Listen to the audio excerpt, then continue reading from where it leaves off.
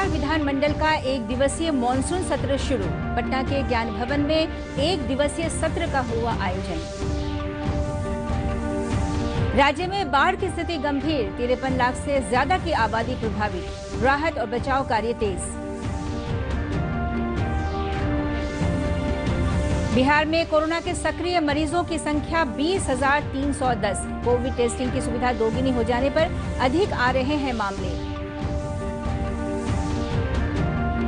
और प्रदेश में भाई और बहन के प्रेम और विश्वास का प्रतीक रक्षाबंधन आज। बहनें भाइयों की कलाइयों पर बांध रही हैं राखी। नमस्कार, समाचारों में आपका स्वागत है। रक्षाबंधन की ढेर सारी शुभकामनाएं। मैं हूं मिनती और अब समाचार विस्तार से। बिहार विधानमंडल का एक दिवसीय मॉनसून सत्र शुरू हो गया है। इससे पहले कोरोना संकट को देखते हुए सर्वदलीय बैठक में सत्र को एक दिन का ही करने को लेकर आम सहमति बनी थी। सर्वदलीय बैठक में विधान परिषद के कार्यकारी सभापति अवधेश नारायण सिंह, विधानसभा अध्यक्ष विजय कुमार चौधरी, उप मुख्यमंत्री सुशील कुमार मोदी, संसदीय कार्य मंत्री श्रवण कुमार और राजद नेता अब्दुल बारी सिद्दीकी सहित कई पार्टी के प्रतिनिधियों ने भाग लिया। एक दिवसीय यह सत्र पटना के ज्ञान भवन में आयोजित हो रहा है। सत्र के में राजकीय कार्य से संबंधित विधेयक पेश होंगे।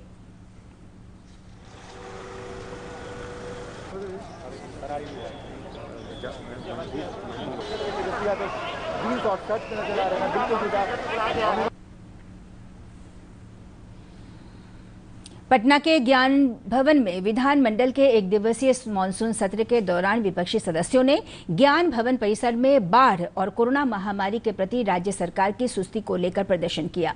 भाकपा माले ने स्वास्थ्य मंत्री मंगल पांडे की बर्खास्तगी की मांग की। माले विधायक महबूब आलम ने राज्य में बाढ़ से दर्जनों जिलों के प्रभावित होने को लेकर राज्य सरकार की जमकर आलोचना की। वहीं राजद के विधायक ललित यादव ने सत्ता पक्ष को नसीहत दी कि राज्य में होने वाले विधानसभा चुनाव को टाल दिया जाए और ये चुनाव कोरोना महामारी से निजात मिलने के बाद ही होने चाहिए। बिहार में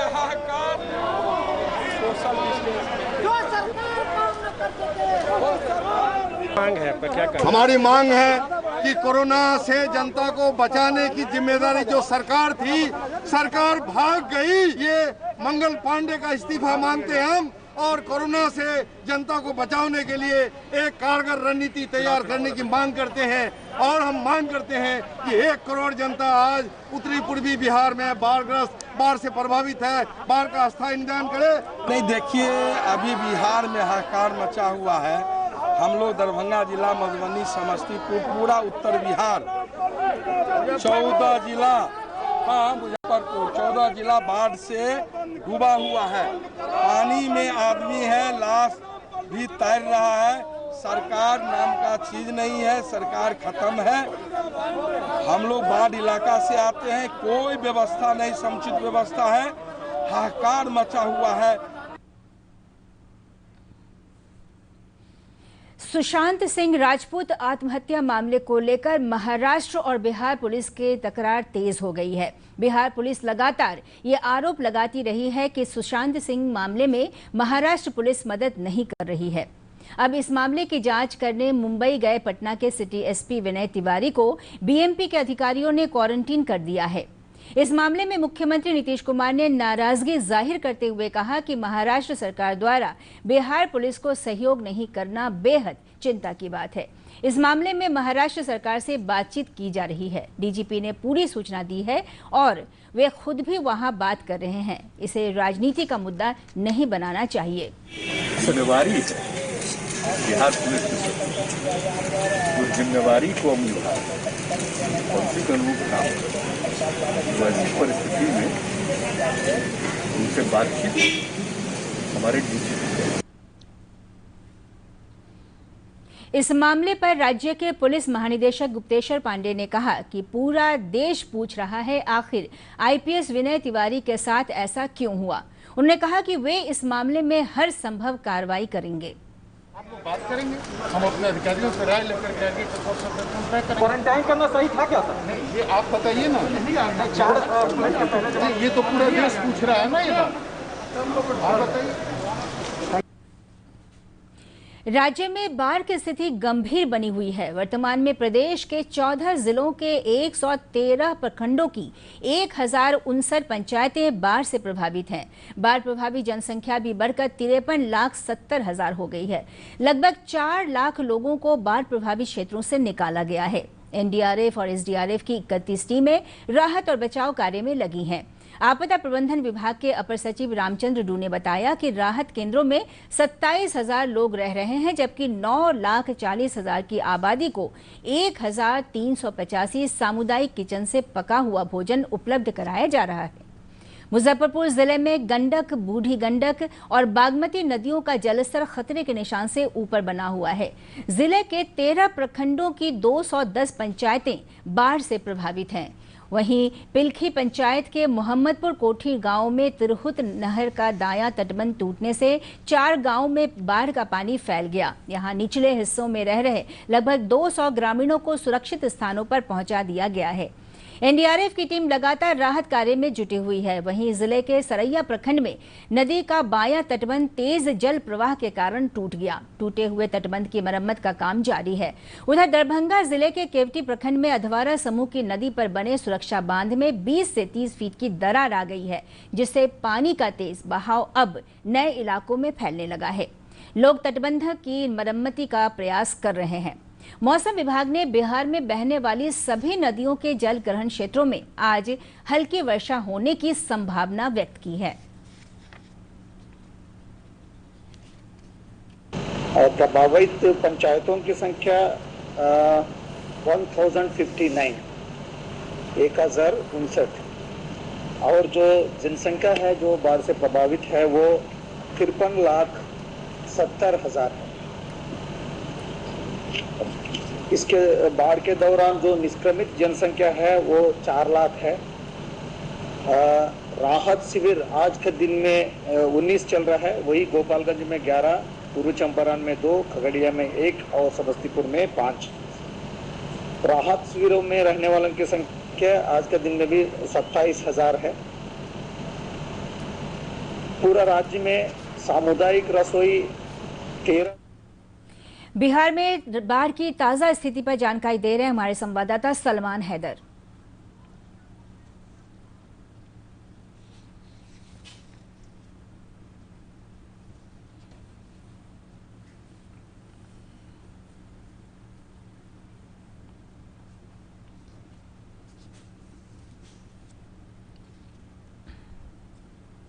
सेफ्टी बंड्स थे, जो एम्बैंकमेंट्स थे उनमें दरार आई है और काफी बड़ा हिस्सा उसका कट गया है, जिसकी वजह से 200 से लेकर 300 गांवों की आबादी मुतासर हो गई है और इन लोगों को ऊंचे मकामात पर भेजा गया है। हिफाजती इंतजाम किए गए हैं और जो एम्बैंकमेंट्स हैं पुश्तों की मरम्मत की जा रही है। और तो ये सूरत हाल अभी है। और अगर हम दरिया की बात करें तो तुंडियानी पर बागमती और अधवारा ग्रुप की नदियां हैं ही, साथ ही साथ कोसी जो है वो 6 जगहों पर 10 में से 6 जगहों पर खतरे के निशान से ऊपर चली गई है।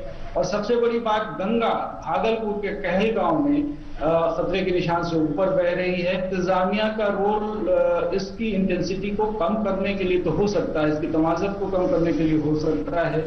और बारिश को ना तो रोका जा सकता है ना बाढ़ को रोका जा सकता है। तो इंतजामिया की तरफ से ये इंतजामात हैं कि वो जहां भी एम्बैंकमेंट्स कट रहे हैं उनको उनकी हिफाजती इंतजाम किए जा रहे हैं, उनको वापस फिर से भरने की कोशिश की जा रही है ताकि जो और बर्बादी ना होने पाए, पानी ज्यादा फैलने ना पाए। साथ ही साथ जो बड़े ऊंचे मकामात पर लोगों को ले जाना और फिर कम्युनिटी किचन में से उनको पका हुआ खाना मुहैया कराना, ये बड़ी बातें हैं। और 4 लाख से ज्यादा की आबादी को पका हुआ खाना मुहैया कराया जा रहा है।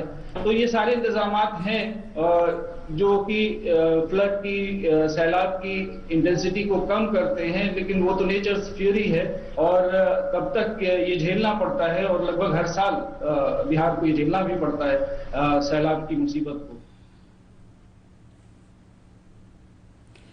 प्रदेश के विभिन्न जिलों से पिछले 24 घंटों में 2762 नए मामलों की पुष्टि होने के बाद कोरोना संक्रमितों की संख्या बढ़कर 57,270 हो गई है।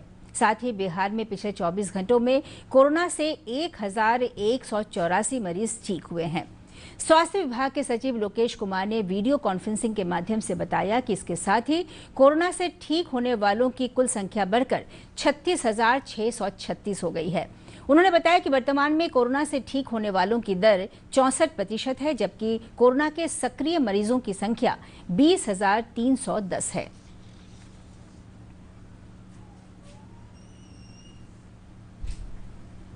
पूरे बिहार राज्य में 35,619 जांच किए गए हैं और 2,762 पॉजिटिव मामले मिले हैं। अब तक कुल ठीक हुए व्यक्तियों की संख्या 36,636 हो गई है। रिकवरी रेट बिहार का 64% है। उसका कारण यह है कि लास्ट 10 दिनों में ही हमको 2,500 से ज़्यादा केसेस आए। तो जब इनके डिस्चार्ज के समय आएंगे तो अब आना शुरू होगा 3-4 दिन बाद। जब ये 3-4 दिन बाद जो 2,500 से ज़्यादा केसेस आने लगे थे, जब टेस्टिंग बढ़ने के कारण वो डिस्चार्ज होने लगेंगे तो फिर रिकवरी का प्रतिशत हमारा बढ़ जाएगा। वहीं सूचना एवं जनसंपर्क विभाग के सचिव अनुपम कुमार ने कहा कि वंदे भारत मिशन के तहत बिहार में गया एयरपोर्ट पर अब तक कुल 127 उड़ानें आई हैं, जिसमें बिहार के 18,930 लोग विदेशों से आए हैं। श्री कुमार ने बताया कि राज्य में प्रवासी लोगों के राशन कार्ड के वितरण का काम 97% पूरा कर लिया गया है, जबकि उन्हें रोजगार देने के लिए 12 करोड़ 39 लाख मानव दिवसों का सृजन किया गया है। ये स्वीकृति दे दी गई है और इससे जो हमारे फ्रंटलाइन वर्कर्स हैं, डॉक्टर्स और चिकित्सा कर्मी, उनको काफ़ी उनका मनोबल भी बढ़ेगा और इसका एक अच्छा असर देखने को मिलेगा। इसके अलावा मैं आपको कुछ फिगर्स फ्लाइट्स के बारे में, जिससे किसी ने पूछा था, तो अभी तक की जो फ्लाइट्स का अपडेट है वो मैं बता देता हूँ। जो आज रक्षाबंधन है। भाई और बहन के प्रेम और विश्वास का प्रतीक ये पर्व पूरे देश में मनाया जा रहा है। बहनें आज अपने भाइयों की कलाई पर राखी बांधकर उनके दीर्घायु जीवन की कामना करती हैं। आज सावन की आखिरी सोमवारी भी है। सावन के अंतिम सोमवार के दिन विशेष पूजा अर्चना की जाती है। मान्यता है कि इस दिन भगवान शिव और माता पार्वती पृथ्वी का भ्रमण करती हैं और अपने भक्तों को आशीर्वाद देते हैं। इस बार का रक्षाबंधन खास है क्योंकि इस बार जो योग चल रहा है वो पिछले 29 सालों के बाद बन रहा है। इस अवसर पर राज्यपाल फागू चौहान और मुख्यमंत्री नीतीश कुमार ने प्रदेशवासियों को बधाई और शुभकामनाएं दी हैं। आज देश संस्कृत दिवस भी मना रहा है। हर साल सावन के पूर्णिमा के दिन संस्कृत दिवस मनाया जाता है। इसकी वजह है संस्कृत भाषा का प्राचीनतम होना, जो सभी वेद और पुराणों की भाषा है। इस दिन ऋषि मुनियों को भी याद किया जाता है और उनका पूजन किया जाता है।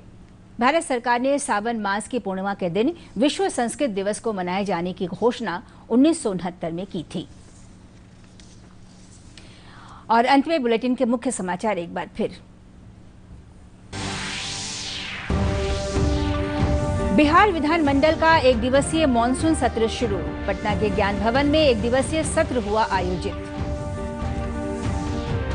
राज्य में बाढ़ की स्थिति गंभीर, 53 लाख से ज्यादा की आबादी प्रभावित, राहत और बचाव कार्य तेज। बिहार में कोरोना के सक्रिय मरीजों की संख्या 20,310। कोविड टेस्टिंग की सुविधा दोगुनी होने के साथ अधिक आ रहे हैं मामले। और प्रदेश में भाई और बहन के प्रेम और विश्वास का प्रतीक रक्षाबंधन। आज बहनें भाइयों की कलाइयों पर बांध रही हैं राखी। सावन की आखिरी सोमवारी भी आज।